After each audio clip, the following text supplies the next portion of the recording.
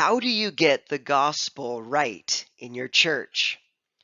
First off, preach the word. Romans 10:17 says, faith comes from hearing, and hearing through the word of Christ.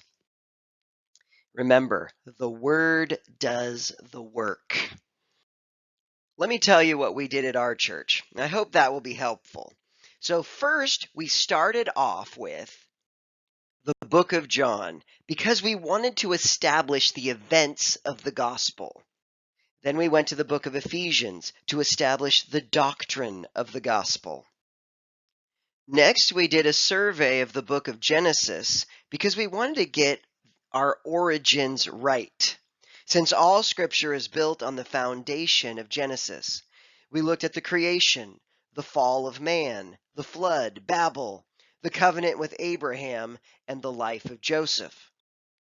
Then we went to the book of Acts to look at the establishment of the church and the spread of the gospel. Then we went to the book of Galatians because we wanted to get grace right. Then we went to the book of Exodus. And Exodus continues this theme of getting the gospel right. Here Moses gives us the 10 Commandments, God's law, God's definition of right and wrong. And we thought the law would help us to become better people, to help us do right and sin less.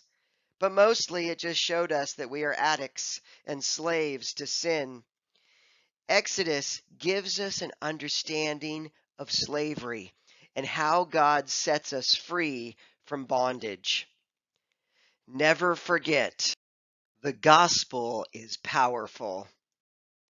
Romans 1:16, for I am not ashamed of the gospel, for it is the power of God for salvation to everyone who believes.